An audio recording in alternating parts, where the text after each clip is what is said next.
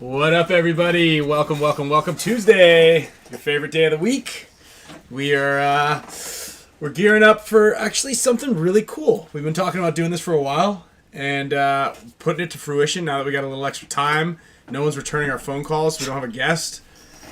We do have a guest, kinda. We'll just move the camera over. Come on over here. Dude, look at this. We're going to scoot his chair up. It's Santa. No, you should actually just stay up there. Brad was, Brad was just hit me up and was like, hey, I'm picking up my brother from the airport, but he doesn't get in for another half hour. Can I cruise by? I said, yep, we're doing the show. Can you stay? And he goes, nope. So we'll have a live studio audience for about 5 or 10 minutes. You can pull up a chair, sit on the golf cart, or just bring the chair over here if you want. You're welcome to join us. We should have actually just had you stand back there and had everybody guess who you were. Yeah, right. I guarantee you they'd know. People know. Yeah. Actually, hey Brad, do you talk to Angel ever? No. None at all. I wish I did. Does anybody out there who's watching this? That'd be a good guest. Yeah, I don't know if you'd ever do it. Yeah. You got a bunch of air horns, Brad. Does anybody out there know where Angel Fragos is? Because I've got a jacket and an award for him, which I'll be holding. Huh? What's an air horn? An air horn is exactly what you think it is. It's just you can't hear it because we don't have headphones. Ryan Moffitt. Moffitt, I gotta get back to you. I shouldn't message anybody on Instagram the same day that I'm selling a jersey on Instagram if I want to have an actual conversation with that person, because then I lose the message. Mm-hmm. Moffitt and I were talking about a little project, and then I think that he replied back to me, but it's somewhere in there. So I'm gonna get back to you, I promise. It's not the lack of headphones, Ryan. We don't want to wear headphones. It doesn't look good. It's kind of awkward. Like, I'm talking to Kyle. Like, what do I... And look, I know that when I push this button, I know what it sounds like. And then I got that back in the back of my mind from Damien. It's all good, and it's... We're setting the tone for a new type of show. Like, we're just trying to change the trajectory of the trend. Because you see those guys that are doing podcasts by themselves wearing headphones. It's like, what are you wearing a headphone for? Like, who are you trying to listen to? Yeah. And then when you're there, like, doing the other ones, it's like, you don't need the headphones. Especially if you have the advancements of FaceTime and a halfway decent microphone. I think on all the big official podcasts, they don't wear headphones. They're starting not to. Brad, they used to. What do you think? Brad doesn't watch Brad's anything. field. Brad doesn't watch anything. Yeah, but he looked at me. Podcasting. Yeah, but you're familiar with that, aren't you? Microphones and No, dude, he doesn't. He just literally, like... Would you want to wear headphones if you were doing a podcast? I wear headphones when I work. Okay. But if you were doing a podcast once a week for 2 hours, would you want to wear headphones every time? I have no experience. I wouldn't know. All right.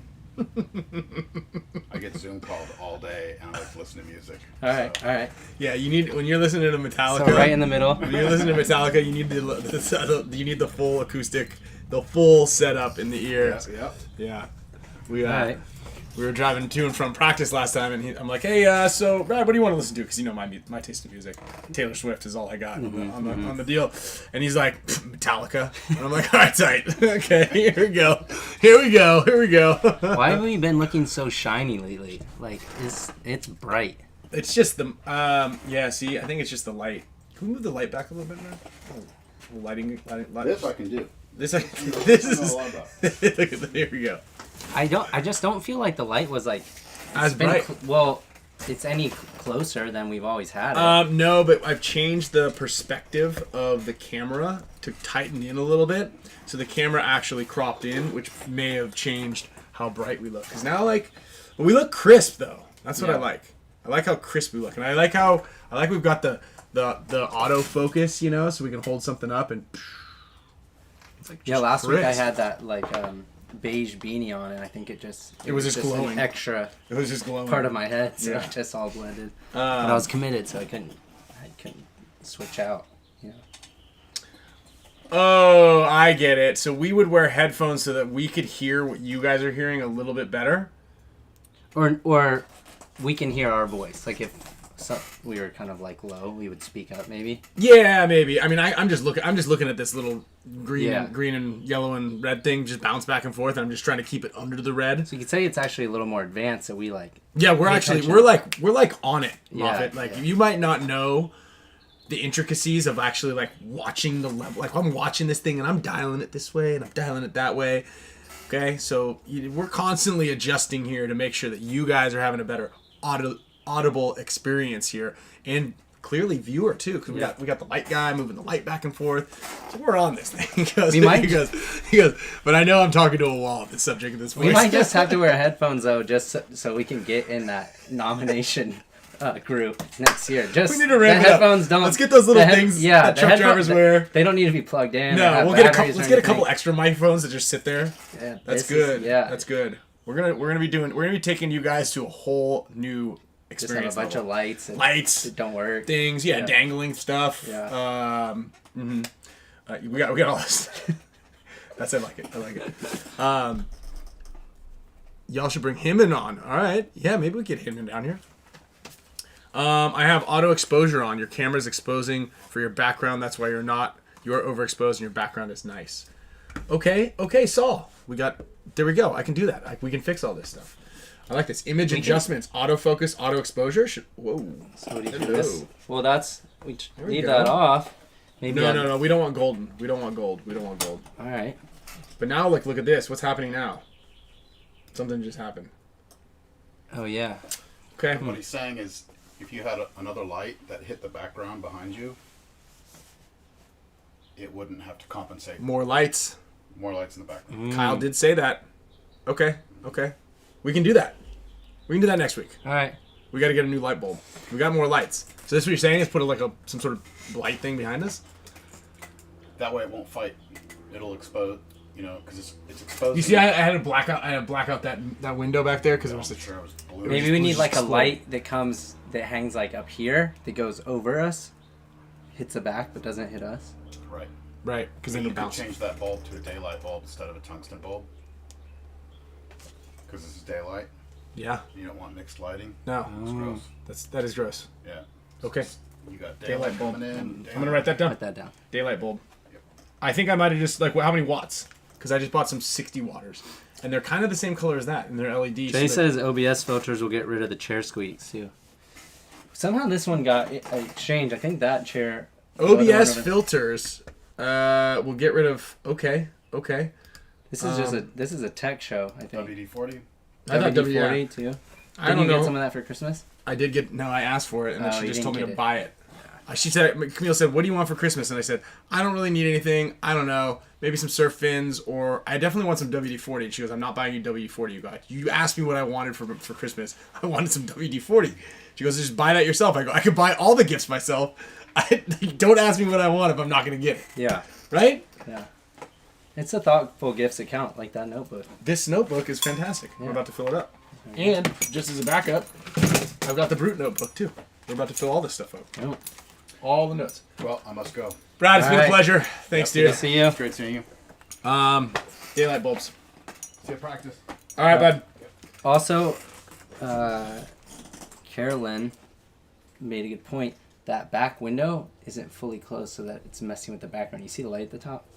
Oh no, I know. It's just because they don't. I just went to CVS and bought some poster board. Yeah. Just all I got. And then the cropping of the image. It's actually not cropping as much as it is just using the changing the field of view on the camera because we got the 4K. We're rocking 4K here. What if you brought the camera down a little bit so it hides that top part? Yeah, I mean, I could also just wedge that thing up too. Yeah, but I think the camera down would be easier. No? But if we go down, we're gonna see more of this microphone, and then we're gonna see more. We're gonna see our laps. yeah, I'm we not just wearing have pants to, right we now, just have so- to do this.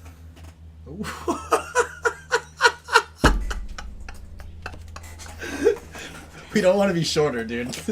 Well, we last thing you want to see. It's all the last thing perspective. you want to see is two of us looking up at the screen from the desk, like at our shoulders, Like you're in the front row. of and a then we movie gotta lie theater. to everybody and say these are just the really tall stand-up desks or something. Like we just. X-Ball podcast, great question. That was actually just in December. Longest flight I went on before was with Mouse. We went from LA to Singapore. I didn't know these flight times existed, but it was 17 and a half hours. That was a hard right turn. Yeah. Yeah, it was a big one. Yeah. I'm- They had to do that. where'd Stop that where the that- military plane comes up and then they refill in the air. Highway to the danger zone. Like, how do baby. they have that much gas? It's pretty crazy. You know, to make a pit stop. All right. Okay, so we're gonna head back on track here. We'll work on Back on getting lights this thing or back on track? just to kind of Okay, like get okay. this. We're gonna start talking about what we're gonna talk about. Uh-oh. See, YouTube doesn't even like. We're good here and good here. All I right. think. Okay, so anyway, big thanks to everybody for tuning in here on another Tuesday. You could tell we might be a little low on topics here on this one, but just kidding.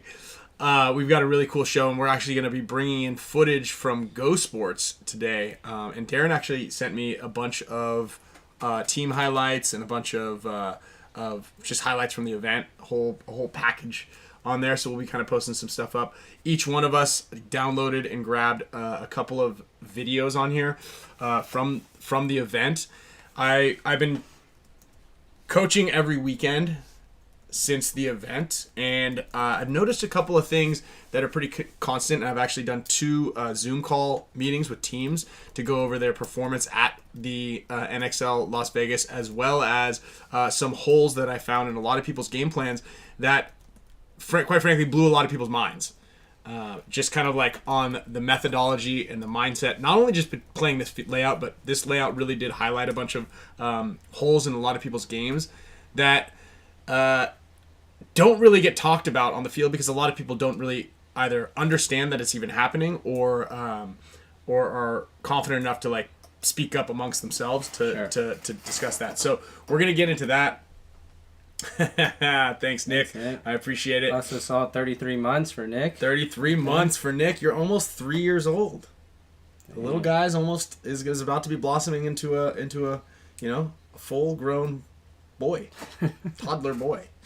And then obviously we've got some prizes for all of our members. If you guys are members of the show, we really thank you for the support. We appreciate everything that you guys do for us.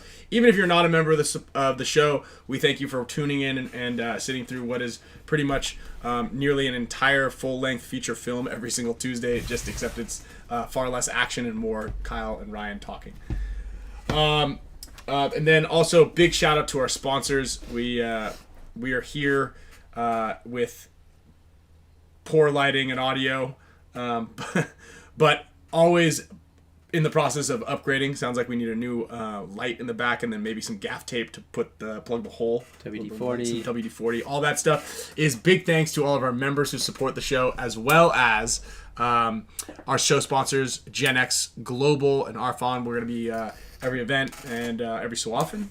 He throws out some discount deals for all the teams out there to get your pods loaded up. On top of that, he has loaded us up with a bunch of pod caddies to give away to you guys. So I got some of those for mega members. The water bottles.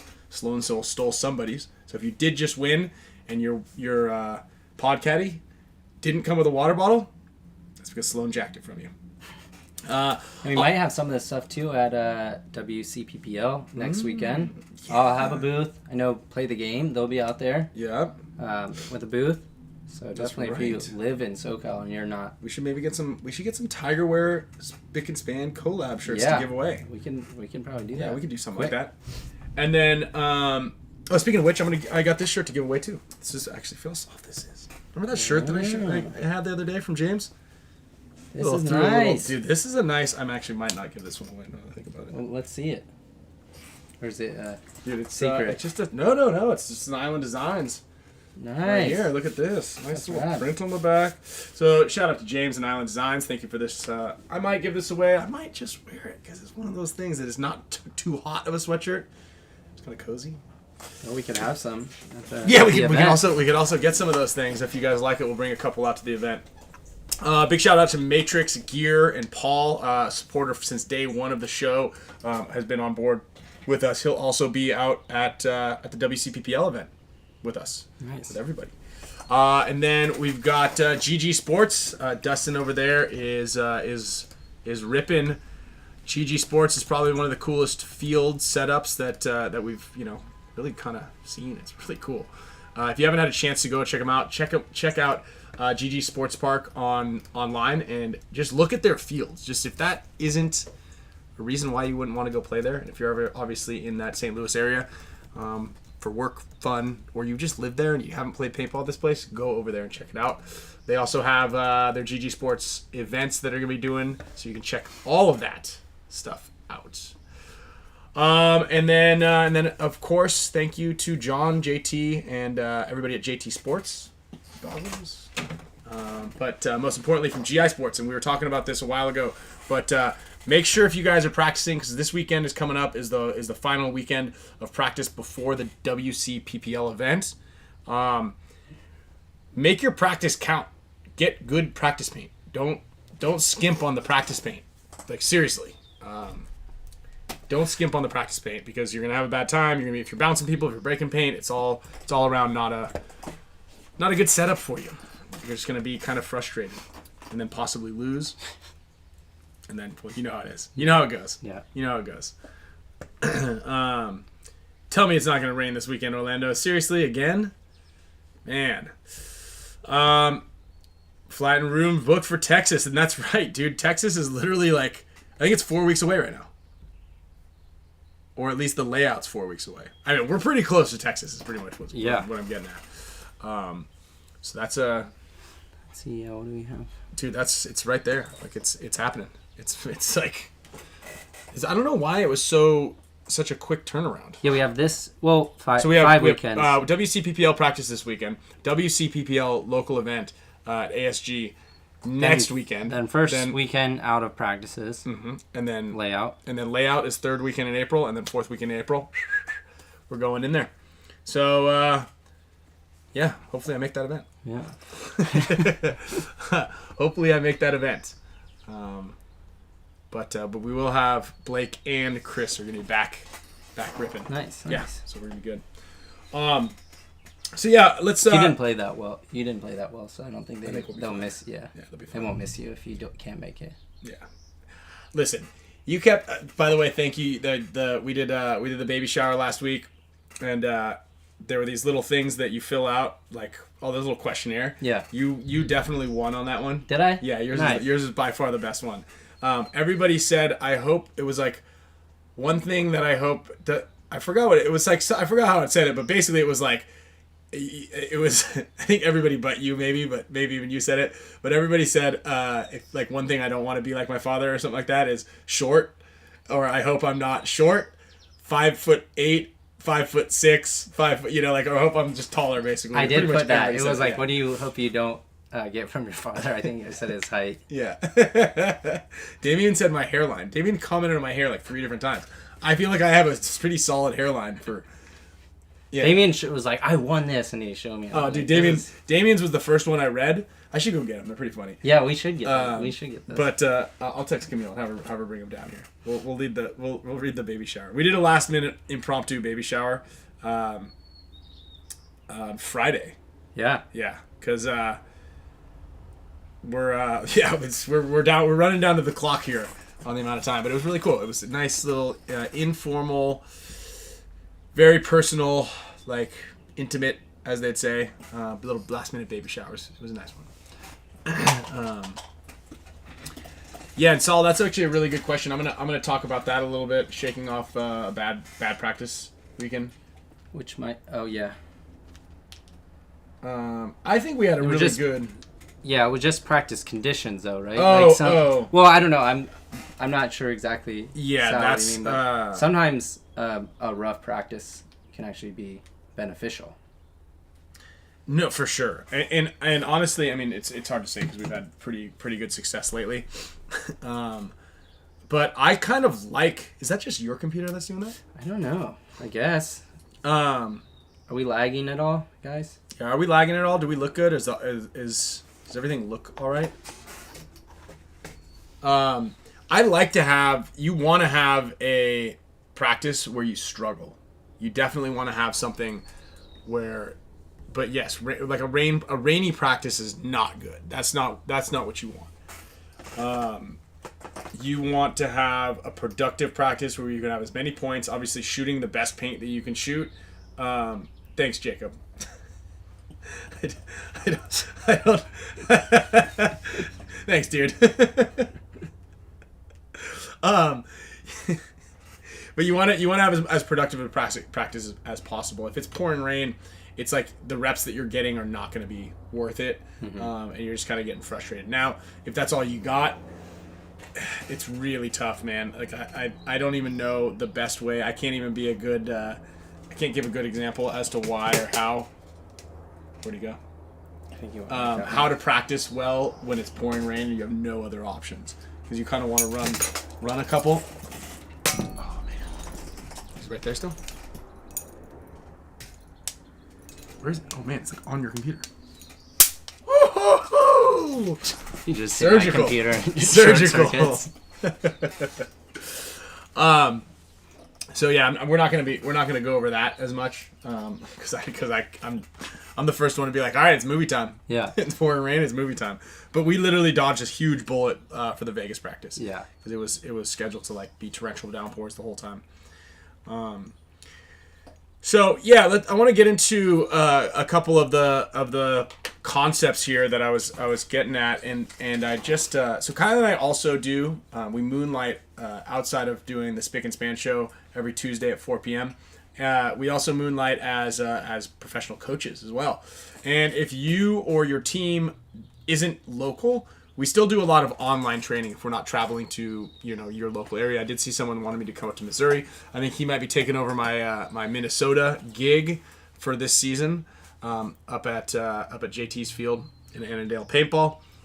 But if you guys want to have us check out your game footage or just do a meet and discussion about field layouts, practice schedules, how to run an efficient practice, and so on and so forth, especially right before or during the layout weekends, like on the Wednesday the layout drops. Like those are great opportunities for us to come and discuss with your entire team, your code library, and everything that can help your team. So I actually did 2 of these things locally with, or not locally, via Zoom. And one of the things I realized is we don't break down enough of our footage. There are some key components to the Las Vegas layout that were really easy to illustrate and show where teams or players or the whole game plan system was broken down, and why guys were getting into the snake or into the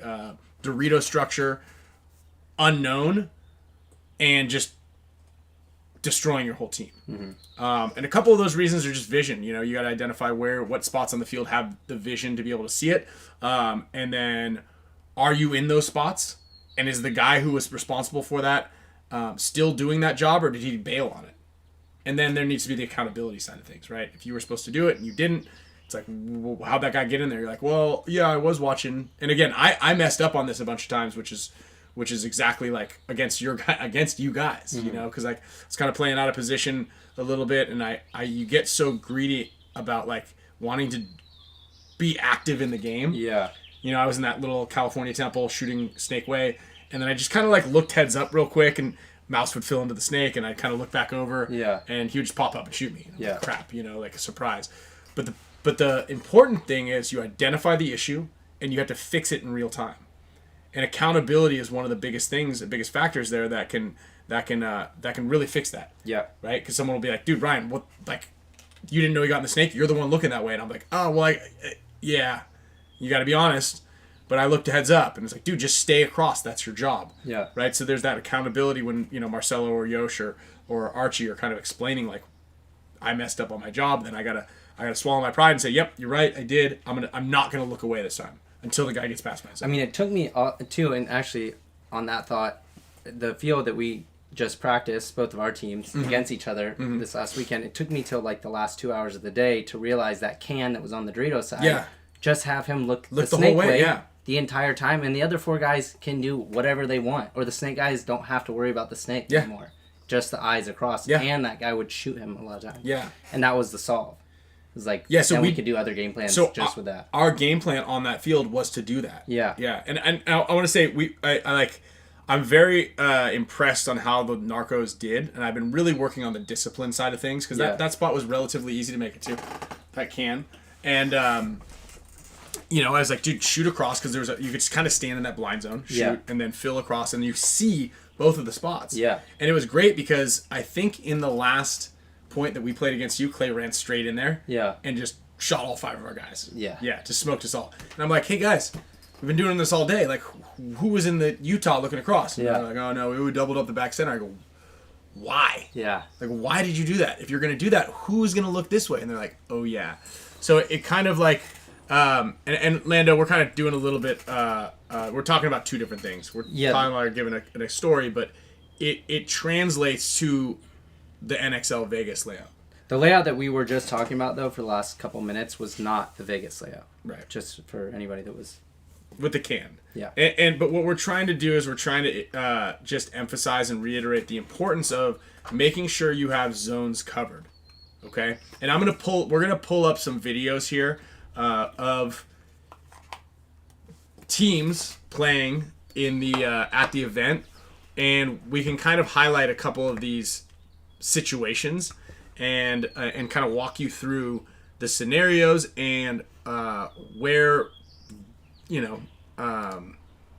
zones were dropped.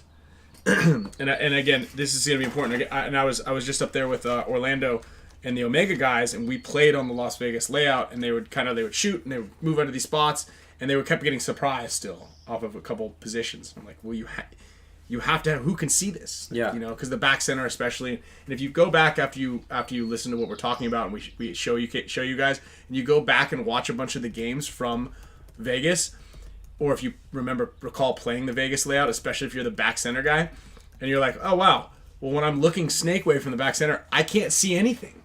You can't see anything. Yeah. Right? So again, this is you being real with yourself. You have zero visibility on that snake side. If the guy goes, you don't know where he goes. Yeah. So you're sitting there shooting that way, and you're just kind of waiting, and then all of a sudden, dude pops up out of the snake 3 or that snake 2 and wraps on you, and you're like, oh wow, I didn't know he was there. Well, no shit. It's because you can't see it.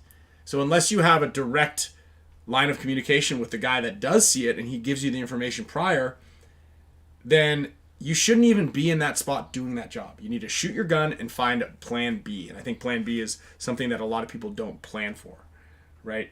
Here's plan A, shoot this way, and then my next move is this. If the guy makes that spot, then I do that. Mm-hmm. So again, we'll get into a lot of those intricacies and whatnot. I'll just kind of drop them in here. Do you want to send me the videos that you have queued up, or do you want to keep working on them and all? Well, I mean, they're... You can just start yours if you want. Okay, let's jump into here. So what I'm going to do is I'm going to bring up a couple of games that I have recorded here. I want to bring up one specifically right away that has to do with the zone control, and this is actually really good. And then again, this will be the most intricate one because it has a lot of shifting bodies based on vision, and then also based on that whole concept of. Make this a big screen here. The entire concept of plan B, right? If this, then that. That's a big scenario situation here. So I'm gonna minimize our screen here. So this is actually a match that we played against AC Diesel right here. I can move this thing up a little bit. Hold on one second. Yeah, it'll be fine. So this is our match against AC Diesel. I don't know if you guys have audio here or not, but you don't really need audio. You just need to listen to us. So this one is going to show a scenario where, and I'm going to pause it right here on the breakout. Arturo goes up the middle. I think Archie goes on the cross. So here's the quick breakout right about there. So you can see here on the left-hand scene. Can you guys see my cursor? Should be able to, yeah. Yeah, I should be able to, right? Can you see it? Yeah. Okay, cool. So right here you have Archie on the cross. So Archie's job right here is to check to see if Mouse or anybody who you guys have running up front goes into the snake. Yeah. That's his zone. That's the only guy on the entire field. Well, there was that spot, the one in front, or if a guy ran up to there shooting. No, so he can't see. This thing was blocked out. The actual snake zone was the blocked snake out, zone. right? Okay, yeah. He can see the guy dive into the god, Yes, but he yeah. can't see if he goes all the way. Yeah. So we essentially have Marcelo shooting a blind zone. He can't see exactly where the guy goes, so he's shooting for the god. We have Arturo going up there shooting for the god, and then we have Archie kind of running in here as a safety just to see if he has eyes on the snake. So now Arturo has two options right here. Okay, look. His game plan is, if they make it wide, because again, Arturo cannot see the guy leave from the god to the snake. That's Archie can. Mm-hmm. If they make it wide, Arturo jumps out into the little W and goes on offense with Alex on the outside. Again, the reason for this is if a guy makes it wide, and you're going to see this here in a second, if a guy makes it wide, Arturo is no longer doing the job that he was tasked with. Yeah. Okay? Additionally, Archie is the secondary safety for the snake. There's no one in the snake and no one went to the god. That means that this is now Arturo's job. And Archie can realize it and say, Arturo, stay that way. And these two guys, Archie and whoever just filled in there, I believe it was Danny, or maybe it's me, immediately can kind of switch. Another thing I want to show you guys is from the back center, right here, the only guy that can see the players on any team run past this little line of bunkers on the Dorito side, the temple and the little W, the only guy that can see that on the entire field, pretty much, is the back center. So what needs to happen is there needs to be a quick identification of when the back center switches. So Marcelo needs to switch, and this is early on, and we remedied this quickly because Marcelo needs to switch a little bit faster right here. So see, he notices the guy's gone, and now we have every zone watched, right? And so what I've noticed with a lot of other teams, again, you're going to watch this a little bit more as things go, is this guy would leave the back center and jump in here, and your other back center guy was still looking snake way. Yeah. And you can't see anything. The other one that you could do, but I found it wasn't very effective, was the Aztec, which Alex is in over there, could shoot across, but he had a small little gap, yeah. And I had paint there a couple times, and a guy would just go through it because the ball would be too high or too low. Yeah. And the big thing is, though, you can't see if he dives back here or the corner, right? But the idea is you want to make sure you have eyes on it so no one actually stings you. Yeah. That's the biggest thing. So now watch this. This is going to be interesting. So here's where the big switch is going to happen. So whoever this is right here, it could be me, it could be Yosh. I'm not sure exactly. It's usually the spot I play. Should be playing heads up right now. And again, this is our first match, fifth point of the first match. So these are kinks that we iron out a little bit later. But watch this. Is this Mouse? Who's this right here? Maybe it's Mouse? Mouse or Clint? Clint, maybe? So watch. He's going to fill across. The number 3 player is going to fill across right pretty soon here. You can see he's kind of getting ready. He's trying to put pressure in on heads up, and then he fills across. As soon as he fills across, now Arturo isn't sure that he shoots him, but Arturo did. But Arturo immediately matches him. And he matches him, why? Because he can't see this zone. Yeah. Right? And so Clint could have easily just gone, or Mouse could have easily gone around to the snake. We did end up shooting him. But we have the redundancy right here. We have this extra body still on that cross. And that allows Arturo to now go on the offense. Again, he was doing a job until he could no longer do the job. And then as soon as that happens, he has the ripcord. He has the plan B. I'm going here to shoot. If we don't, and then look.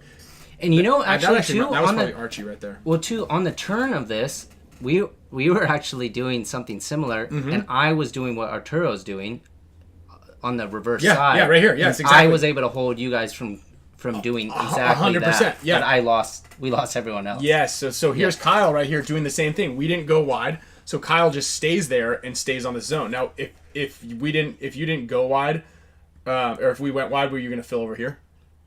We had somebody already there. Off the break. I was planning to go up the middle. All the way. Yeah. Okay.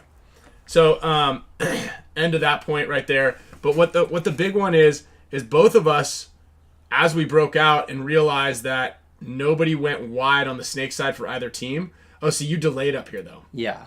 Right. So you shot. But see, the thing is, so who tells you that? He told you, right? Yes. Yeah. So okay. Yes. So look at the top right hand side of your screen. Diesel has the player here in this little W laydown looking this way, immediately gives the call to Kyle, Wet Willie or whatever your guys' call is. And Kyle comes up here and locks down that side of the field. And we're doing something very similar. And then we get the kill over there. And then this is, I believe, Archie probably recognizes that we got the second kill off the snake side. And then he will run up there to lock down that secondary zone. All right. So that's one of the concepts that we were kind of discussing there on that one. Let me bring up the next screen here. This is, let's see here, Dynasty Shift Bodies. Okay, I'm gonna go with, well, this one's always kind of funny. This one doesn't have anything to do with that concept, but this is something that I wish everybody could kind of just get in their heads. All right, so look at Ryan Smith. So his vision, at least if you're 10 feet tall, then sure, you can see the guys go across. But I want to show you, I believe oh, this is what it is. Okay. So Archie goes in here, comes all the way down, and is about to clean everybody up. And Kyle, you do a really good job of this, and we talk about this, but his gun doesn't work. So we talk about this in the combine. How many times do we tell people, shoot your gun? Right? As soon as you dive into the spot, shoot your gun into the dirt a couple times. Clear your barrel. Make sure your gun is working. It's like, it will be you can't emphasize that enough. I mean, the other another thing to take out of this too, though, is that just like in that last point, we identified that we needed to have somebody on the reverse side of the field as eyes to see if they went wide on the snake. Mm-hmm. Damage didn't have that, obviously, because both of those two players off damage didn't realize that Archie had made the snake. Well, they sent one wide, and it looks, so no one said anything. It looks like Jason. Yeah, you can see their snake side. None of them are looking over that way. They both dove in playing heads up. Yeah. It was like they never got stung by the snake off the break ever. I don't know if this is their first match or not, but this is a huge. And then that leads to my next one. And I always heard this one. I forgot what the joke was, but it was Mike Hinman. He's like, what was this thing? It was like, always think the snake is hot. Yeah, especially on this field. You're like, you go to bed and you wake up, snake's hot. Yeah. But, doesn't matter what time of day, there's a guy in the snake, and especially on the field where no one can see it. Which leads me to my next part. And we say this a lot I always say this about like breaking the ice, the communication. I had this really good BKI communication breakdown thing. But the idea is you want to break the ice, okay? And by breaking the ice means when you're walking out on the field, I go, Kyle, where are you going? And he goes, I'm going to the California. And maybe he goes, I'm going to the California heads up. And I go, who's looking at the snake? Yeah. And then Keith might go, I'm looking that way. Or he goes, I don't know, nobody. Yeah. And then we immediately fix it. Yeah. Right? Or we go, okay, the game plan is to go heads up on the snake side to quickly power around that outside. That's fine. Then I would say immediately, hey guys, it's going to be red alert. And I was the one a lot of times playing that back center who doesn't have vision, and I would have to go, which one of you three are over there on the, whatever the call is? Yeah. And I would say, which person is it that would see, that's at least going to have eyes? Yeah. And the idea is, it's one of those things where a lot of people just assume that everybody's on the same page. Yeah. Right? You're like, oh yeah, I know that. He knows that. He's good enough to he should tell me. But it's a redundancy, right? We're all going through these checklists on the field of what to do if this, then that. I've got all this stuff going on. The buzzer's going on. I'm making sure my loader and my gun. And there's just all this clutter in our minds, so it doesn't hurt to say, hey, who's got eyes on the snake? At which point someone might be like, ooh, I don't know. Because then there could be a couple of things. Again, exactly what we're talking about against our Narcos and TJ Baster's practice is those guys, the very last point of the day, no one was looking at the snake, and he sends Clay right into the snake, and he shoots all 5 of our guys, and I go, who was looking snake way? Yeah. I don't know. Nobody. Well, how the fuck did that happen? Yeah. Right? Yeah. And if you're not going to be looking snake way, fine. But at least tell the rest of your team, like, hey, guys. Yeah. Like, it's going to be red alert. And then we'll be at least kind of like, oh, well, at least you warned me about it. Yeah. One of the next thing, guys, is containment. This is a perfect example. I think Matt even says it in the. I believe Archie got his gun working and then shot a couple and shot guys, 2 guys. Yeah. And then got shot. And then got shot. So Rainey fills out. The corner should have been wrapped on this one. That's all we got on that one. And then let's see here. Dynasty versus Diesel. Let's see what we got on this one. I think this is a good one. Okay, I think you guys shoot 2 of us off the break. Yeah. Really quickly here. Get to delete a couple of mine because. These are the 2. These are the 2 that you grabbed. Yeah. So they get 2 kills off the break. Now here's something that's really important. You lose 2 guys. It's 1-1. There's 11 minutes left. Does Dynasty want a long point or a quick point? You want a quick point. Quick point. A lot of guys are going to be like, "Oh, let's button it up." Right? And that's not the idea. You want to win fast or lose fast. And to be completely honest, like we were kind of still in it. Mouse makes this move right here, and if I had just done a little bit work a little bit faster, then we would have been maybe okay in this. I mean, it's definitely a really tough game to even play, but the idea is you win fast or you lose fast.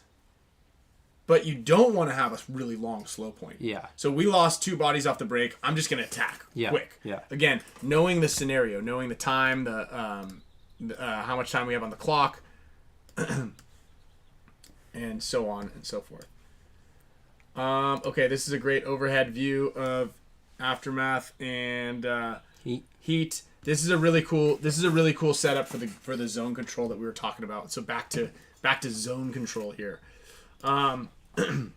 Okay, so let's back it up here. Who's watching what? We've got Chad up here in the top bottom left of your screen or middle left of your screen. He's looking at the snake zone. Tyler dives in. Him and whoever's in the back center have the Dorito zone locked. So now they have all the positions locked down. Aftermath diving into this temple on the top side. His eyes are up, but I don't know if his head. Hopefully his eyes are up. Because they have 3 guys head down versus 1 for Heat. So we actually know. So the Aftermath player went in there heads up. It looks like. I think he's cross. Is he cross? Okay. Yeah. Looked like maybe he was. Huh? I don't know. Yeah. Because they're shooting cross body. It's tough. And then what I really like about this is Mishka leaves the back center immediately. Yeah. Right. Like the back center snake way we've already determined is not good. Now there is a little bit of a drop there on Heat side, but Tyler's playing heads up, so they're able to do that. And then Connor goes on this fill here. All these guys now, all of the Heat guys are heads up right now. Well, there's a heads up guy over here. There's Chad over here, and for a second, now Tyler's the only thing looking at the Dorito side. From this side. The only thing that fill that Connor did is a little dangerous, but again, Tyler's the only one holding this zone, and they've got really good calls for when somebody is on him, like, hey, this guy's gonna go. Yeah. So they do a really good job with that. So I assume that if someone were to put Tyler in, that he would make a call to get someone else's gun heads up with him. Yeah. Now this was an interesting setup here. They lost. Whoever, I think this is Ronnie, got shot out of the temple over here. And instead of Chad just staying in this temple on the cross, and I know a lot of people, this is another thing you got to get kind of situated with, is just because you're on the snake side of the field doesn't mean you're not playing the Dorito way, right? So you can be in the snake side of the field playing across the field, and you're kind of an added body over there. Even though you're not physically over there, you're putting all your attention and pressure over there. So I don't think that Chad's fill to the back center was really that smart. He's kind of coming over here to help kind of that offensive move. But I think, and I say this all the time, I think you press your advantage, right? Yeah. He stays on the cross, keeps him out of the snake as long as he possibly can with whoever he has, with Mishka heads up. And then Tyler and Connor get to work over here. And if he needs to, he can ditch with Connor. I don't like that fill all the way over. Yeah, because when he goes over there, you can't hold him. Can't hold him. Yeah. Mm-hmm. I think Grayson has a really good point here. But eventually, Aftermath plays a more reserved game, so like they weren't really pressing it on either side, but they do on this point. They get in here, and then eventually they'll put Tyler in heads up, and then they'll go in to confront Connor. I definitely think that in watching contrast to watching a couple of the other Aftermath points, is like they oftentimes play a little too reserved. I like it, and I think they have more success when they play offensively. Looking at a nice blind shot Blind there, shot over the top. which is good. Who do you know who that is for Aftermath? Is that Cody? He recognized the ref went in there to check Connor. He didn't see Connor, but he saw the ref go in there, look over him. So now he's kind of stopped shooting that shot. Yeah, but it's one of those shots that you don't know, right? Yeah. And you do have to stand up really tall to Yeah. shoot over the top of this thing, which will expose you heads up. Houston Heat looks like they're breaking a little bit of paint. Also, that's kind of another issue. Talked about the paint thing. Don't sleep on the good paint. Yeah. Don't sleep on the good paint. Let's see. We'll zoom this up a little bit here. So Aftermath clearly in the driver's seat, as you can see here, in all the positions. I think they're going to kind of attack. They need to get Connor off the field, and they need to slip into the snake. And I think the move is, because they do have two bodies over here, he should just slip in here. Like Connor changes his body position up to try and get a shot on this wrap here. But a good way to break this down, and if any of you are still playing this layout ever, or even just kind of thinking about it, you have a two-man operation over here. All you need to do is get a little bit of dominance on Connor on the tape, and then this player, I don't know who this is right here, can slip in and just trade out with Connor. Mm-hmm. That's what you want. You want to get the guy that's all the way up here off the field. Because again, you have the body advantage on the field. I don't know exactly how this field, or this point breaks down. I know Aftermath wins this point.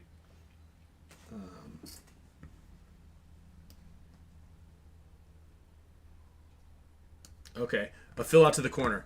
So there we go. An extra body in the snake to make hit. That's what it is. Which is one of my point too, how you guys were able to shoot Clint out behind Mouse when we had two in the snake on that one point, that pivotal point, where you guys were able to get back in the game. This is a great move right here. And I like that they put it together, though. It's really cool to see. And then he got him from the inside. That Aftermath is able to put together a way to close the game. Really high level stuff. And those guys have been playing, a lot of paintball, and their shots are showing off. Now he comes in there, and then they double it up. What I like about this, the double up, which isn't horrible, is if one guy dies and he steps out, then the other guy just immediately pops out of there, because you're like, why would there be two guys in there? Yeah. Nice shot on. Nice shot. Grayson doesn't. I thought Tyler. I was sitting here in the pit on the side right here. I thought Tyler might pull it back here. You don't want to leave Tyler on the field. Everybody needs to be shooting at Tyler, because he got two of them. He got three of them. It was a 5-on-1. Yeah. And he got three of them.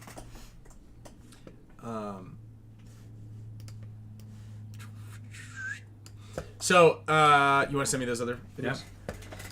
So those are a couple of videos that we had that we wanted to show you guys. Kyle's going to bring over a couple more and kind of talk these things.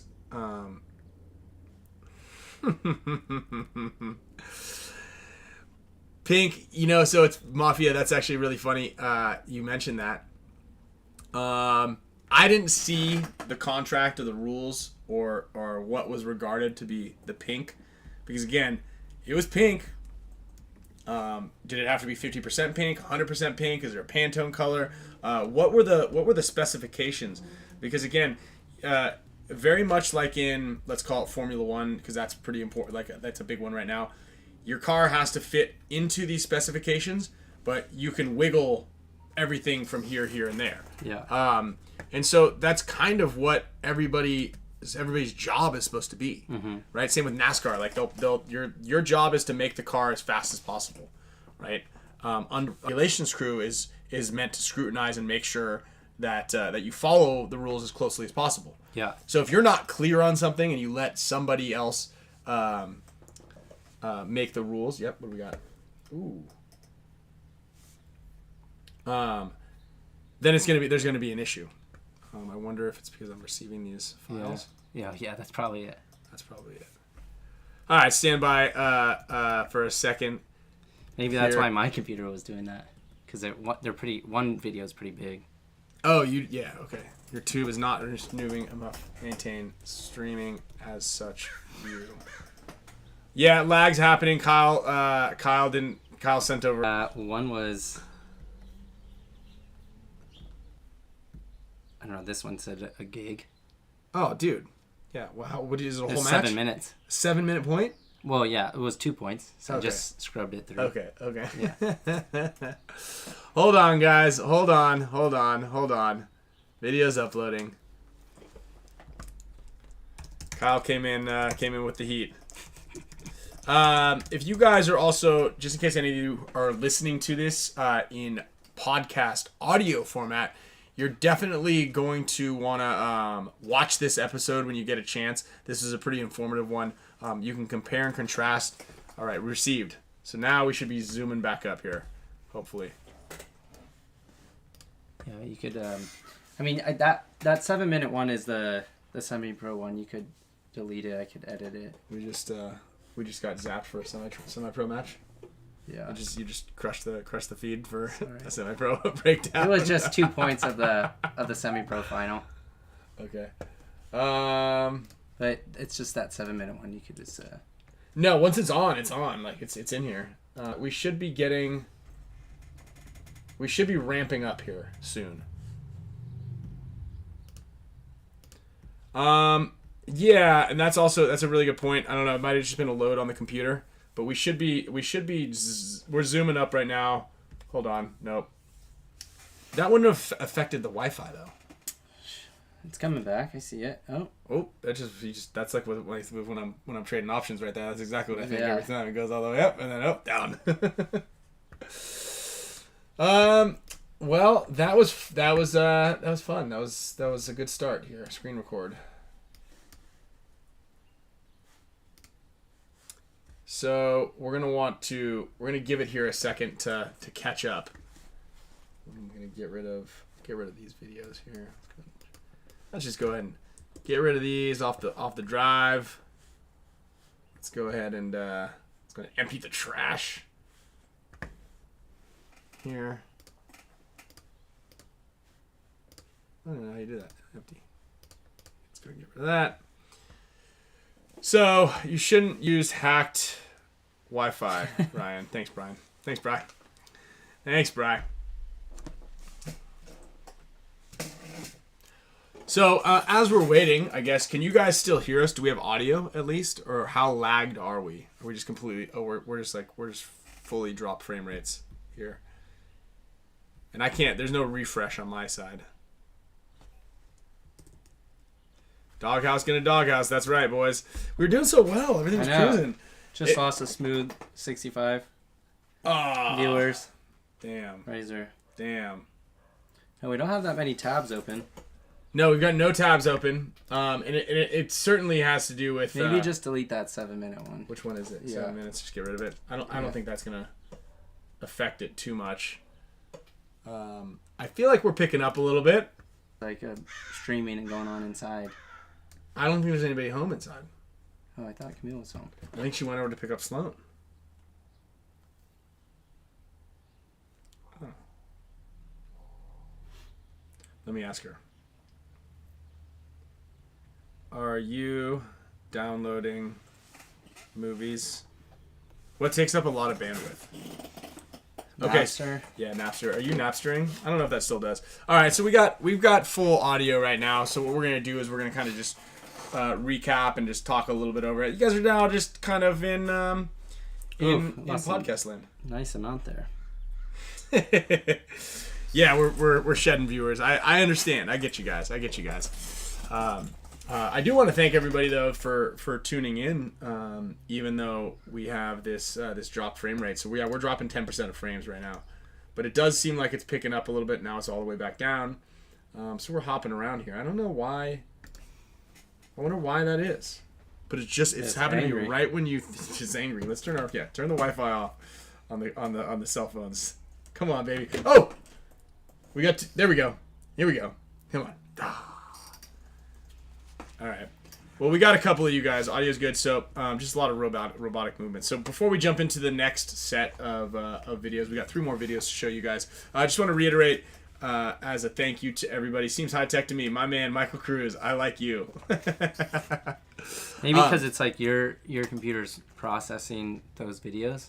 No, they're downloaded. They're here. I mean, who knows? Who knows what's happening? We'll never know. We'll never know. I just want to point out and just kind of go over a new item that we have here. So, Dynasty Champions Club, everybody is up for renewal right now. So, if you guys want to become a member of the Dynasty Champions Club, you guys can visit dynastypaintball.com and sign up there. We have a new membership level for Dynasty, and that is the Dynasty All Access Club. So just to reiterate really quickly, the Dynasty Champions Club is a $100 a month club that gets you exclusive access to a lot of really cool things. First of all, you get a gift every single month. This project shirt is part of the Champions Club gifts. This Dynasty water bottle. We've got custom goggles, custom HORMESIS headbands. We've got all sorts of really cool paintball and non-paintball stuff that we give out every single month for the Champs Club. In addition, we have monthly intel sessions where we give away a ton of gear. We've got quarterly grand prize drawings where you might win a trip to play with us at Dynasty Practice, which I believe is what we're going to be giving away in April. Or you might win your own custom signature series force from Field 1. And I think we already had a winner in January who's going to be coming to World Cup with us, which is really cool. So you're staying with the team, traveling with the team, and pitting if you so like. Are we up? We're cool? He looks better. Looks good. Are we good, guys? All right. And also, one of the coolest things is the Dynasty Champions Club VIP tent. You guys are all rocking your Dynasty gear out there at the events and really, truly part of the win every single time. Absolutely. You guys, we have our own little space over there with refreshments and snacks. And we do our game plans in there.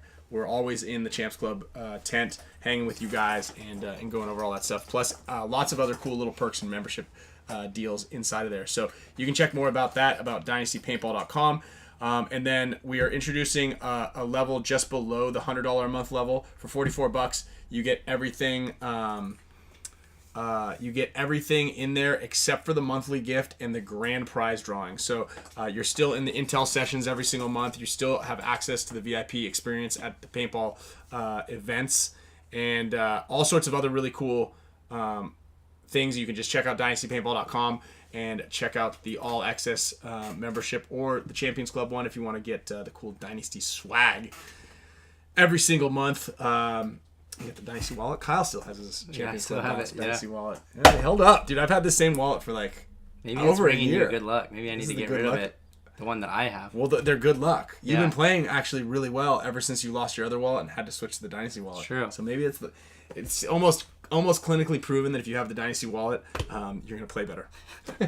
Also, Dynasty AccuLock kits. 100%. We're 100%, baby. Gentlemen. Just had to let everybody know. Just had to cool it off with a little Dynasty swag talk. But yeah, check out dynastypaintball.com for more. All of the perks are listed in there, and it's a really epic setup, and we truly appreciate everybody's support for that because you guys are really helping the team out quite a bit. And we're loving all of you guys and all the support that we get. Plus the Champions Club, you guys are at our practices. You guys are in everybody's heads. Every single person has to walk by you guys after we beat them and go, I can't get away from these guys. They look over to the sidelines. There's a giant Dynasty banner and a Dynasty tent. So, hell yeah. Also, I am Jean Ray, maybe. I'm Jeaner. Anyway, thanks for joining the channel. I'm Genre. Damn. It's all right. Damn. Whoops. Yeah, I'm Genre. We help each other out. I mess them up sometimes. I'm going to put you on the wheel right now, the wheel of names, so you can win something here. I think you can pronounce way more words than I can.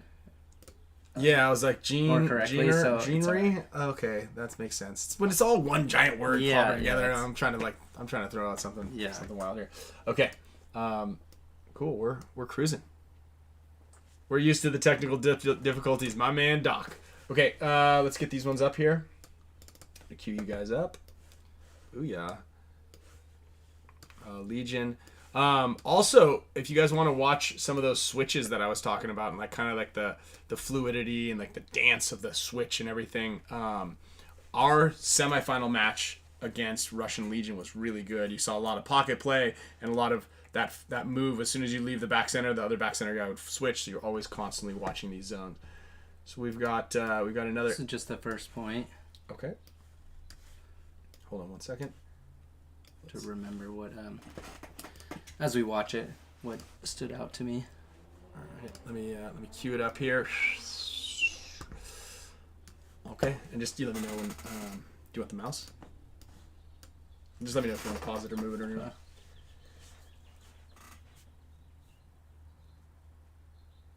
So, oh yeah, I remember seeing this point too. So one little thing is it would have been a great opportunity for us to run to the snake, but you guys had mouse right here watching it. Or sorry, to the Dorito side.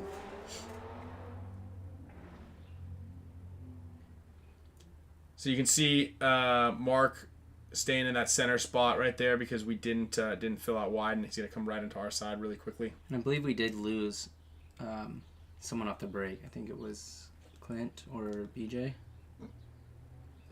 Oh yeah, it looks like Clint walking off. And see, Yoshi's in a dangerous spot right here. We needed to figure out a way to get out of there really quickly. And then Mouse able to get into the snake. Yeah, and that's what got us good. Oh, actually, what I did want to talk about on this, you go back a little bit more.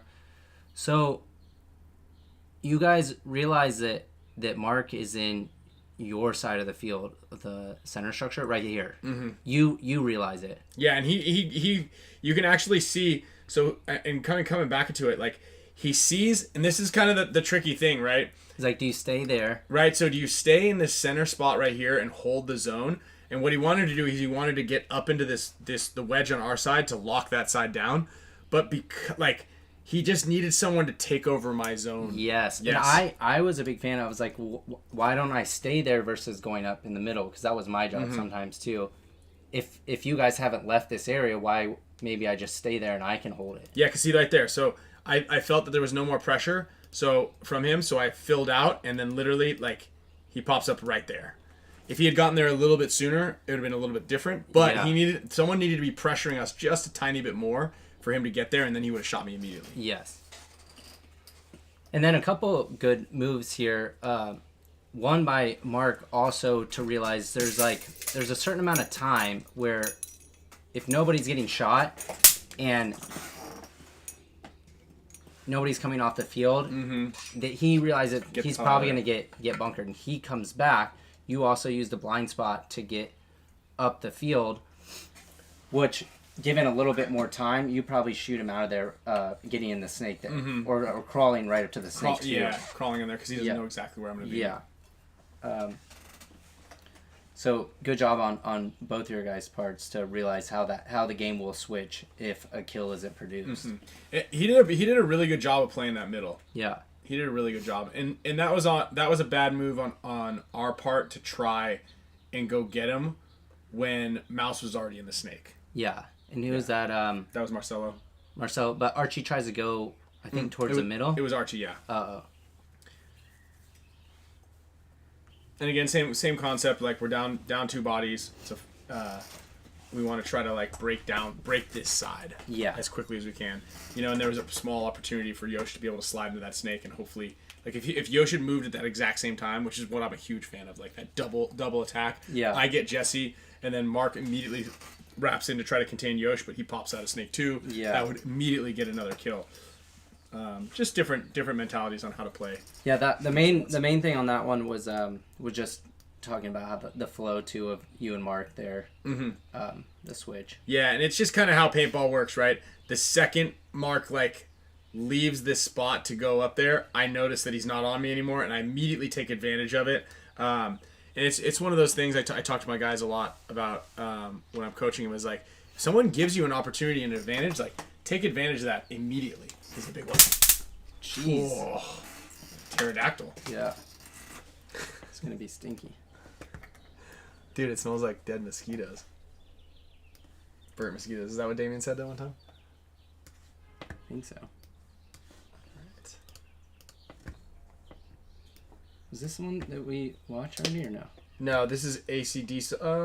I don't think we watched this. Might not have watched this one. I deleted the ones. So let's see here. You guys are on Archie, the right? yeah, Archie up here on the cross to see you guys go to the snake. Oh, we got the kill though. And then you notice too, though. I don't know if he saw the kill or not, but he immediately switches because it's not useful anymore for him to be on the cross. Yeah, he could have stayed a little bit longer just to see. Yeah, or maybe he did. Yeah, he might have. I think he switched. Oh, but this is immediately. actually go rewind it a little bit.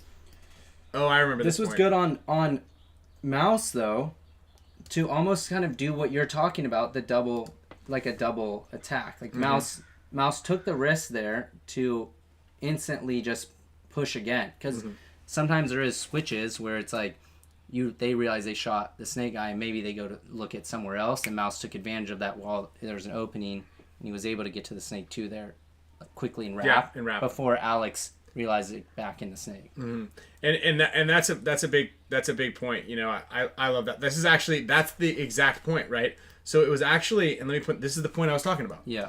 And I guess I didn't point it out. This was my job, right? So look, we go in here. I dove, but my job was to stay on the cross, right? We shoot the first guy, and I saw the ref call him out, because I can see the ref is all the way down here in the bottom corner. Yeah. And I saw that, and I immediately switched, because my job was to stay on mouse. Yeah. So I was like, oh, we got the kill. We're going to go this way because I want to get out here wide. And this wasn't a spot that I was playing in practice. So it was my job, and this is what I was talking about. Mouse was right into Snake 2, and he goes in here, and I didn't see him, and he shoots me right here. He shoots me, he comes out the inside, and I'm dead right now. Oh, and then he wraps on Alex. This is that point. This is the exact point I was talking about. How I made a huge mistake, and then everybody was like, dude, why are you not looking that way? And I was like, well, we shot the guy, and then I wanted to, because I was making an excuse as to why I felt like I could be doing this, and then immediately we fixed it. So I never did that again.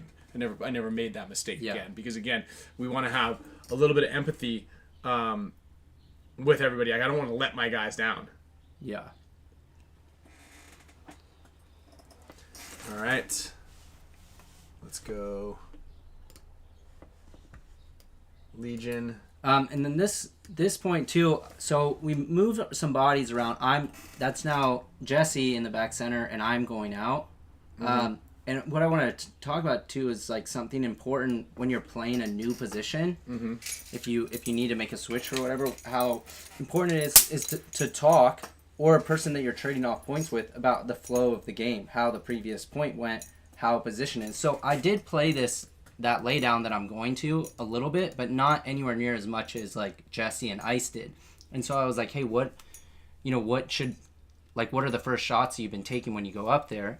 And he's like, come right over the top on the inside of the nipple and judge the way Malloy's playing the Aztec, and slowly come over in protection. You'll be able to clip him. And I was able to shoot him through here. You'll see Malloy comes off here. And then I also wanted to talk about this point too, because I knew we had someone in the middle, or Russians had someone in the middle, and we thought he was on our side. So I go to run him here. You'll see as I'm number 2 there. And I had a flashback of what happened to you against the Russians also. Oh, you got your... So I went to look for him there. I could hear his gun, and when I came around, my trigger stopped working. And then he looks at his body. I think I was telling you about this, but like, yeah, maybe pause it right there. He does that, and then he looks down, and then he's like, I'm not hit. It was the same thing. He shot you one-handed, just like surrogated to me. Yeah, and I'm like, as it's happening, I was like, oh no, and I'm like sitting there with my trigger, and like, look, he even flinches. He's like, he gives up. He's like, well, it's over. I'm like, no. And then he pulls his gun up. He's like, I already shot you. Well, the worst part about it is you have a goggle hit. Yeah. Right? And he knows you have a goggle hit. Yeah. And then he still goes, hey, I'm going to shoot you some more. I didn't even notice I had a goggle hit. It hit my feet neck, I guess. It did, yeah. I mean, it was from him. Like, it would have been a complete trade out, but you're just like, oh, and then he just worked. Oh, yeah. That's exactly what happened to me. I know. Wow. I had a fat ball, though. It was in the rain. Looks like he has a hit in his elbow right there. And it's tough, too, because that's like Or is that his the logo? game changer, I feel like, in that point, is if I shoot Malloy and get a second body. Is that a logo? Oh, yeah, it's a die logo. Yeah, even the ref goes in there. How did he not shoot you? Oh, painful. Yeah. But yeah, that was pretty much it for that point. See, I like this attack right here. I like here. I'm gonna point this out, right? You guys are down. It's 4-on-2. Okay. There's 9.5 minutes left. You can stay in that corner and try to drain some time, but there's a good chance that if you had gotten, I don't know who this is that just died out as the number one. Like if he had, instead of like trying to run and shoot and do all this stuff, like running and shooting through this lane, bad idea, right? If he had hit the deck right here and crawled up into this thing, he would have shot Kirill in the back and been alive. But the odds of success of anybody here, anybody who's listening and if you've ever done a clinic with me, I highly advise against running and shooting as much. But anybody, it's just until you know you're going to hit these guys. So he's trying to shoot the 3 and 4 player on the other side of the field. That's an incredibly, incredibly difficult shot. And as a result, he gets hit moving in there. So he gets shot right there on the tape. So if he dives into this spot, there's a really good chance he doesn't get shots, right? Just get down right here. Get down on the ground and no one sees you. And you can maybe get low into this thing and be in their structure, shoot Kirill in the back, and maybe get another crossfield kill. But you're kind of getting greedy on those running and shooting situations, in my opinion. Ooh, he just went through the net. No, he didn't. I like to always emphasize, guys, you alive is more important than them dead. Every time. 9 times out of 10. Yeah. Right? And by that, what I mean is if he makes it into that spot alive, he's way more useful than he is than any of the guys that he would have shot are dead. Mm-hmm. Because he is there's the last body alive on that side. You know if he dies, they're going to be able to come around and get him off the field on that side of there. But maybe he sneaks in there unnoticed because he digs into that spot, and then no one sees him. He gets 1, then 2, and surprises him, and then evens the bodies up.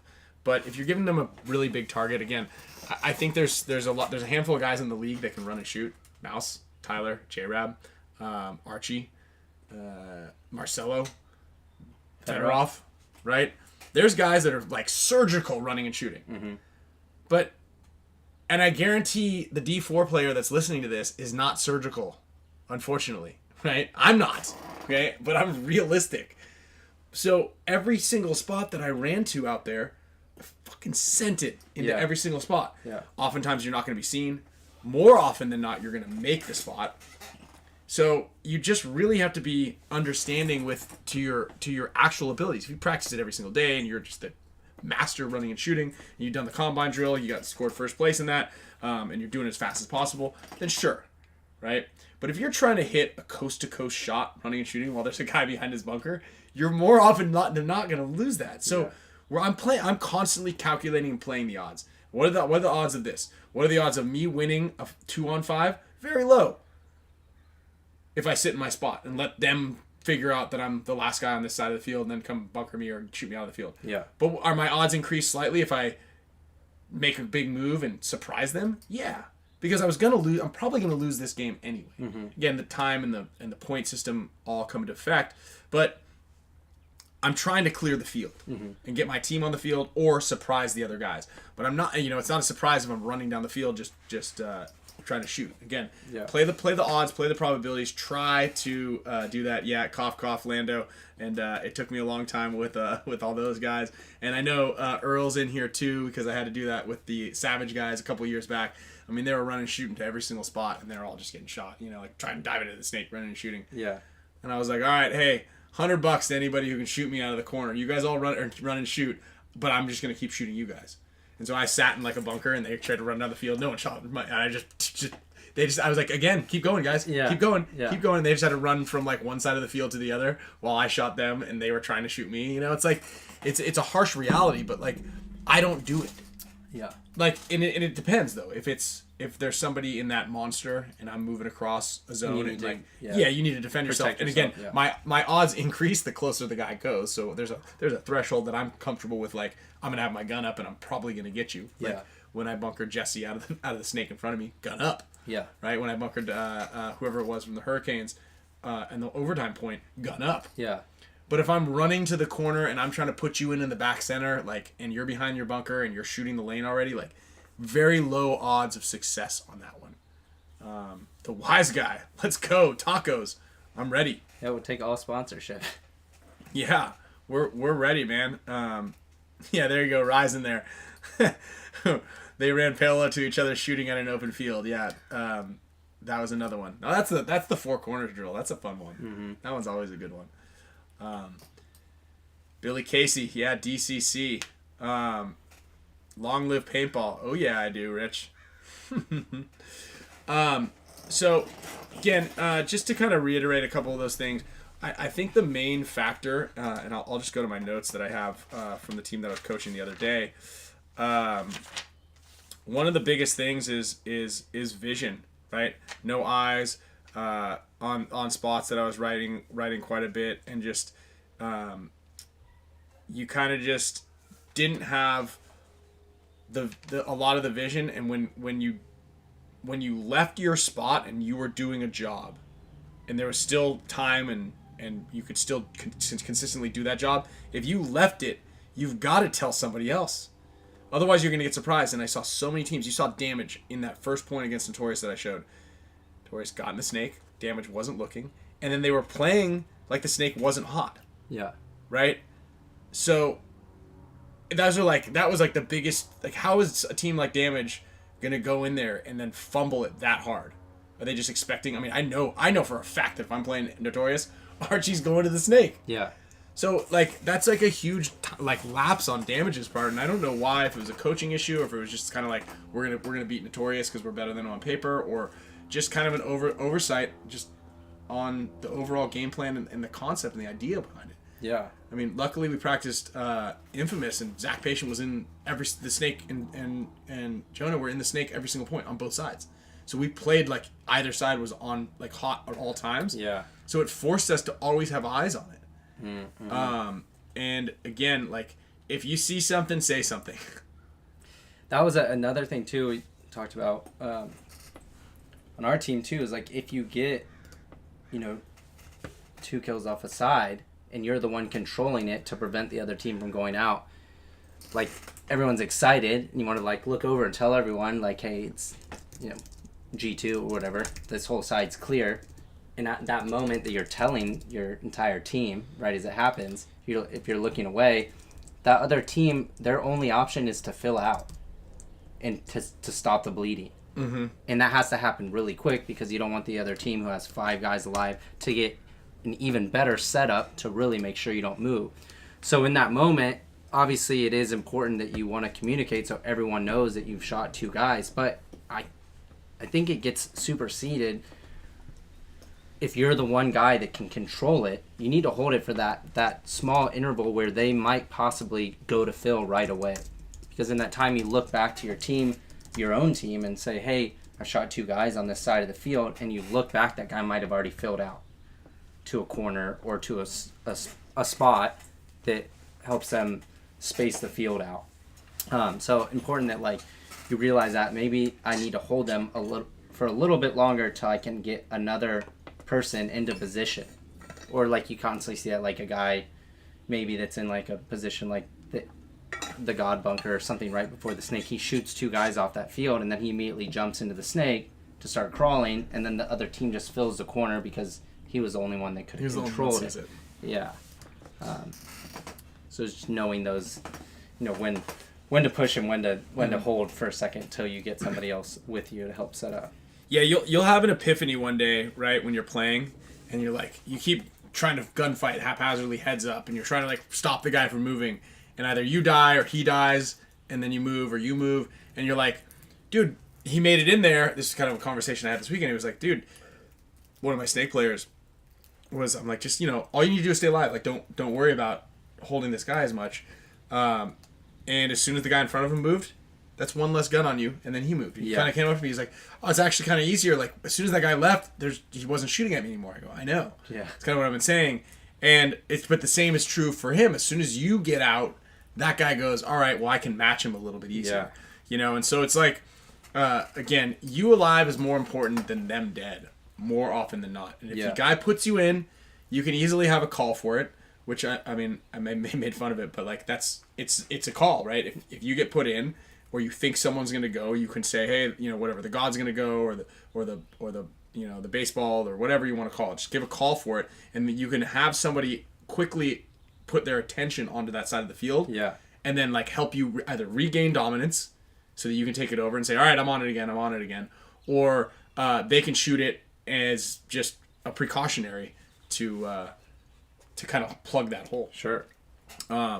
So, and actually, it's going to be good if you guys check out the BKI library if you haven't already. There's a link down below, but I have a whole communication breakdown, and so does Tyler. Tyler's got 3 levels of communication, but I go through this code library of not just naming the spots, but naming the zones, the first zones, the second zones. Again, on this Vegas layout, which everybody's pretty familiar with, you could see everything outside of the temple and the little W on both sides, but only from some spots. Yeah. Right? That command center in the center, which you and Mark played, you can see the zone all the way up to the God, but you can't see him going to the snake. Yeah. So you want to name that zone, and then you want to name just the little zone that goes into the snake, which is where the temple and the little W can see. Yeah. And again, those are really the only 2 spots that can see it. The center wall could too.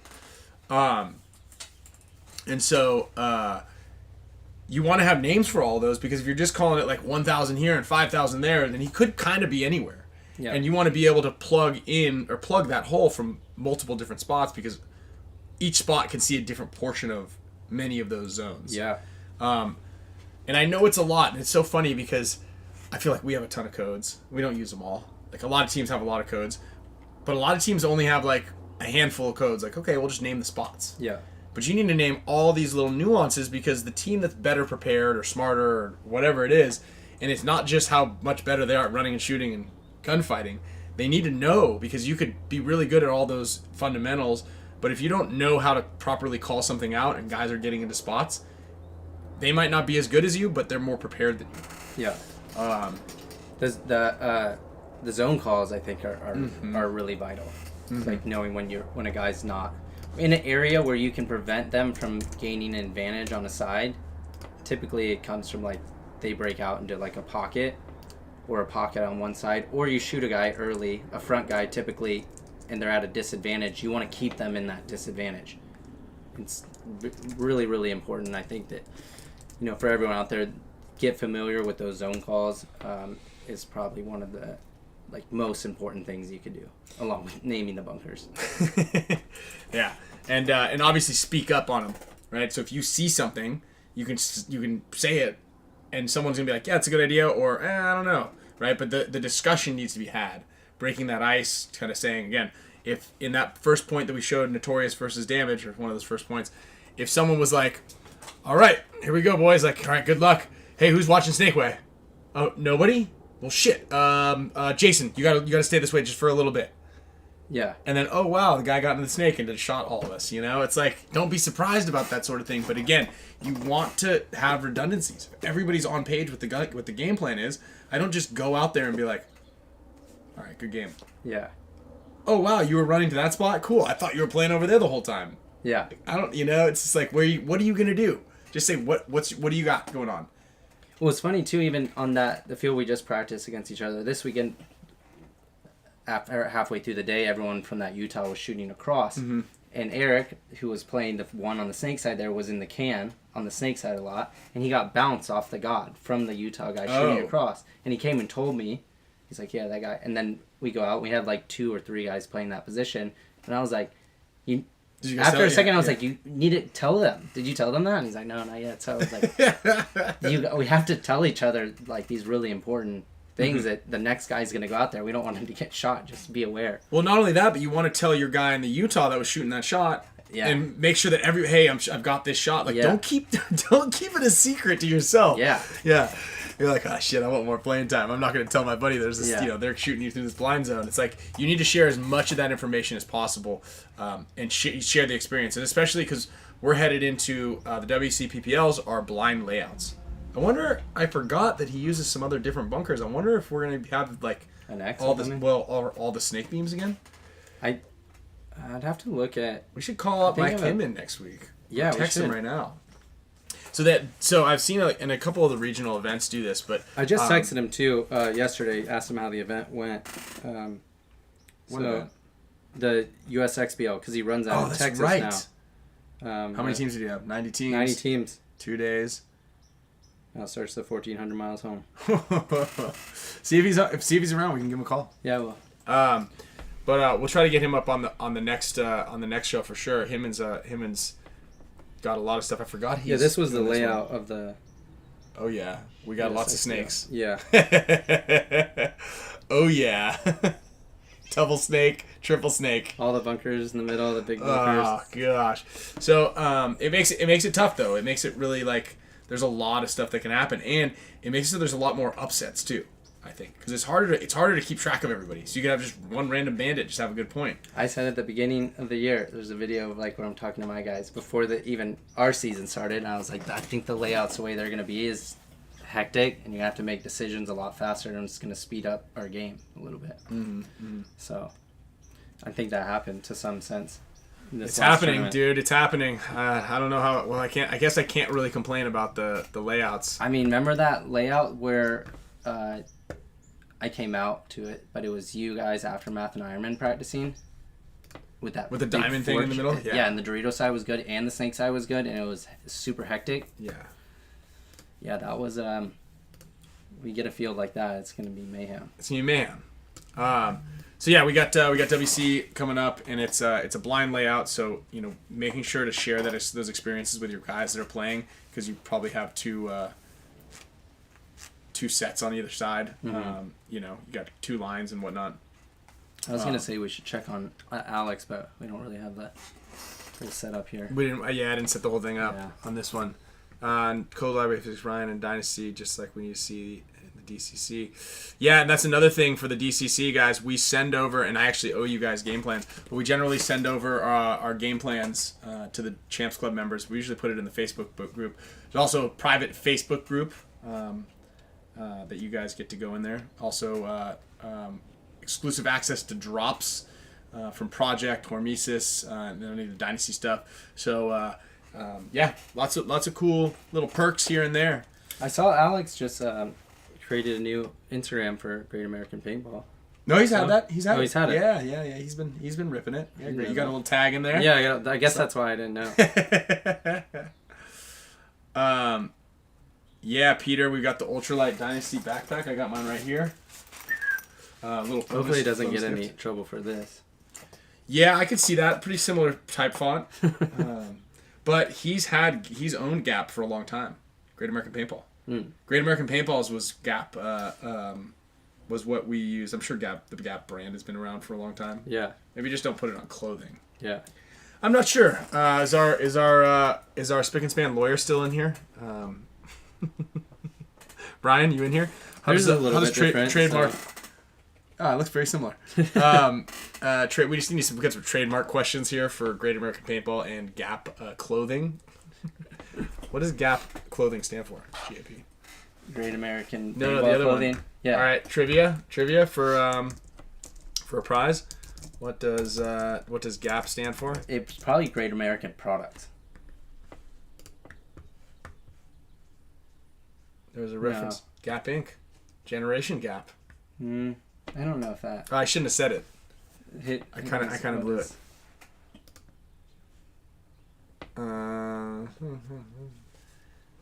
Yeah. Well, I actually just asked for I just did a trivia, but then I said it. Yeah. So Sorry. I win.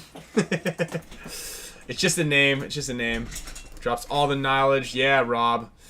Appreciate you. Vegas 2018. Mafia. Thanks, Rob. Thanks, Kyle. I actually answered it, so it doesn't really count for you guys. But anyway, well, I got some prizes anyway, so let's go ahead and let's give some stuff away. Yeah. I think that's gonna be a good one. Okay, so we've got this. Someone's just gonna win that thing. See that bag that's taped up? Yeah. Okay, we've had that.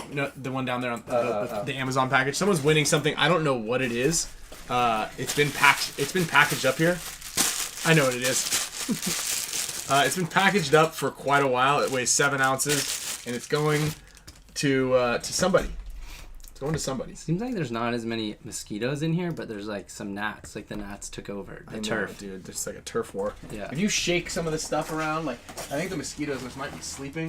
If you shake these things, maybe not wake them up. Well, I don't know. We want to get a. We want to use our zapper. Yeah. Or they're hiding from the gnats. Yeah, because the gnats are gonna come bullying. Yeah. Those bullies. I saw Go Sports just did when I was looking through the videos for today, they did a mic'd up thing. I haven't watched it, but oh, with who? Did you see that? I don't know. I guess maybe you guys. Oh, maybe. I've got a ton of this thing here. No, I haven't seen it. I can play it. San Diego versus New England Hurricanes. This is the whole match. Ooh. I guess. I can play it. San Diego versus New Huh. Maybe it's I think it's just the match. Or maybe it's Sound Effects Pro Finals. Well, we're listening to Sound ourselves. Effects. Huh. Have you guys seen it? Sound Effects? What's this all about? Has anybody seen Sound Effects? Uh-oh, I'm spinning the wheel right now. Where's the here it is. Boom, boom. Move that there. Okay, our first winner of this anonymous prize is C Powers. Hold on, I'm going to pull this thing up here. I'm going full screen. We're going full screen. Capture. Pulling on the, let's hit the little NECTR projector here. Courtesy of the boys from NECTR. Everybody's a winner. Everybody's getting some NECTR also. If you guys have won something here in the last little bit, you guys are going to be getting some NECTR. So nobody knows what Sound Effects is on Go Sports. Oh, that's why this thing's all the way down here. All right. Okay, well that was fun. All right, C Powers, you just won yourself a mystery prize here, Mr. Powers. Okay, we got a couple more prizes coming out here for the wheel spin. Make this thing a little smaller. Not engulfing your head. Oops. Remo Montalbano. Okay, that's a cool name. At least I didn't botch that as bad as I did, Mr. Genre. Yeah. Remo. I am genre. Seems so simple now. Camille couldn't find the little gift things. Oh no. Yeah. I don't know where I went these. All right, a couple more prizes here from the main wheel, Mr. Jonas. All right, all the way from Norway. That's gonna be an expensive ship. Again, big thanks to everybody who supports the show. Joins us here. That's a mask under there. I was like, why is this so cool? Yeah, boob job. Melissa Parker. Big shout out to everybody who supports the show. Big thank you to all of our sponsors. We've got Gen X, we've got GG Sports, we got Matrix, we've got JT, Island Designs, Alex Frady, Tigerwear, Hormesis, and the boys over at NECTR. Oh, Garrett was out there playing this weekend, huh? Oh, he's playing? I think he was playing, yeah. Oh, yeah. All right. Good on you, Garrett. Or maybe one of the brothers, actually. Okay. Brother. Jared, I think, was playing. Okay. Yeah. Good to see. I was like, they used to play, and he's like, we still play, man. We still play. Yeah. Yeah. If you guys are ready to win, we're loaded up with the NECTRs. I said, give me all the. Look at this. Look at all the apples. Wow. Look at Kyle's eyes right now. So, Mr. Tyler Hansen, you're gonna win some pucks. Sound FX is the match without commentary. Oh, okay. Interesting. I'll play a couple highlights too. You made these? Yeah. These are nice. Yeah, it comes out good, huh? Good job. Thank you. Graphic design work if you need anything. You're starting to get in the field. Tyler Hansen, you're gonna win a. You're gonna win some nectar. I'll give you a little a 3-pack of what we got. We got the mango, we got the mint, and we've got the berry. And then I'll. I think you should have left this part out. Though. The second. Yeah. Oh, the second row. Yeah. Lots of energy. You like the little rocket man up here? Yeah, I do like that. And also, that's gonna be filled up into a Gen X Global Pod Caddy. Let's do 2 of those. We'll do 2 of those. One for Tyler and one for. I'm gonna say Peter Che.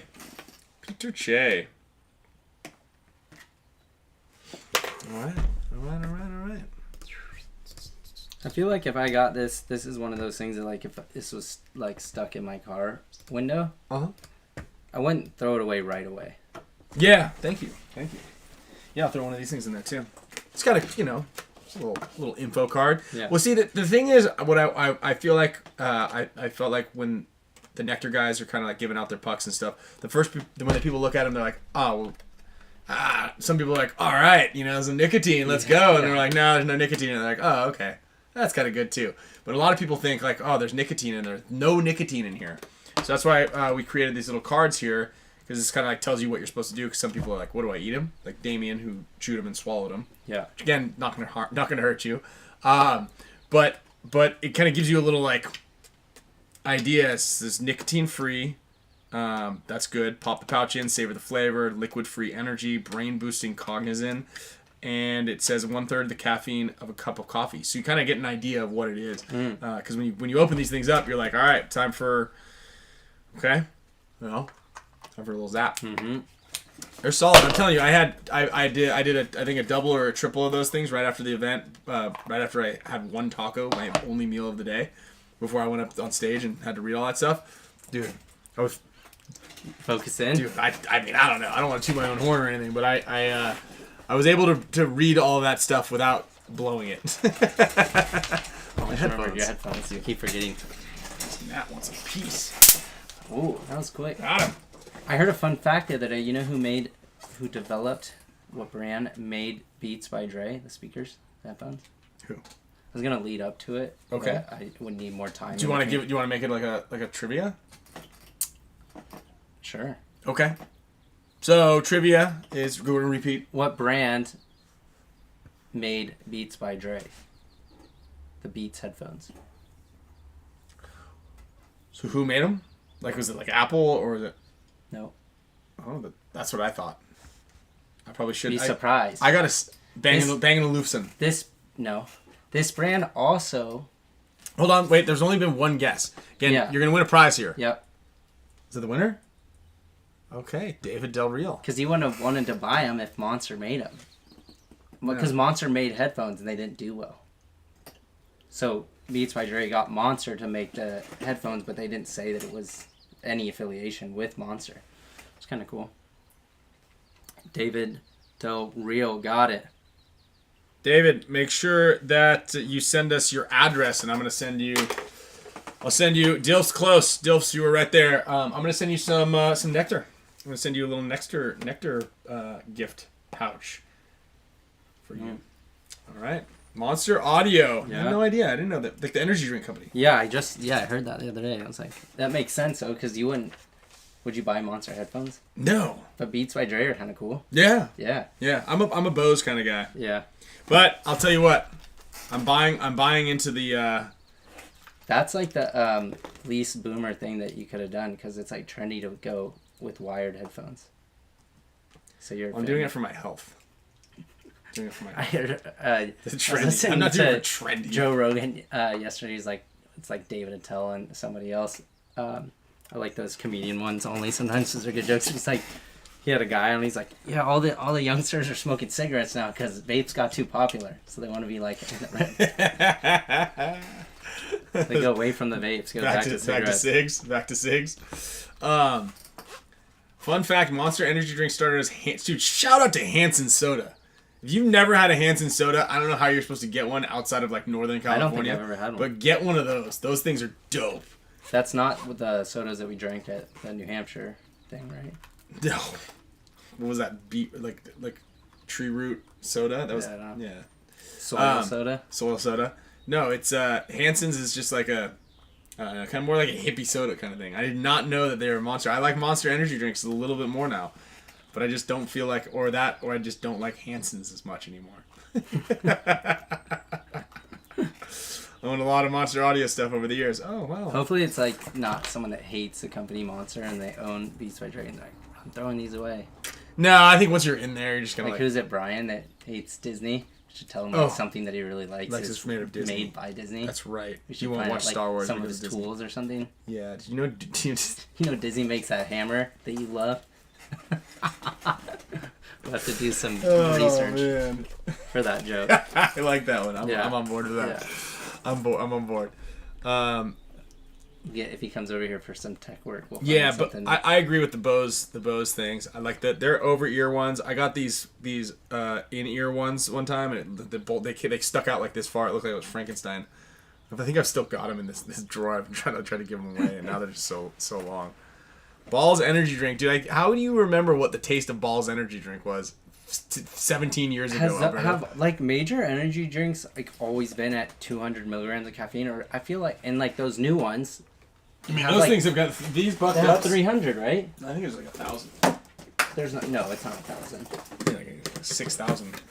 No, I think there's 300. I looked at those. Let me see this one of these. Is it 2,000 milligrams? No. I think it's 300. Where does it even say the caffeine in there? It's always hard to find it. They don't like to put it on there. Caffeine. You know what 300 else? milligrams. Yeah.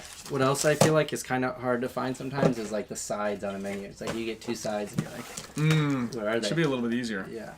I got the bucked up shirt too. Bucked up chocolate cookie bar. All right, let's go. All right, everybody. This is falling apart quick. Falling apart like a cheap watch here. So thank you guys all for tuning in. Big announcement Tuesday of next week. So we'll be having a pretty fun hopefully show next week. Sloan might be here. I don't even know exactly how it's gonna go down, but we're having some babies tomorrow. So congrats. Yeah, I'll keep everybody updated. But if your prizes from today aren't shipped out immediately, I'm a little bit busy tomorrow and possibly for the rest of my life. It seems like so bear with us. At least the next 18 years. I think at like 16 years I get a little bit of a break. Yeah. So we'll see you guys out there. All right, everybody. Thank you all for tuning in. We'll see you on Tuesday. Thank you guys. Almost for sure. Later. Breakdown.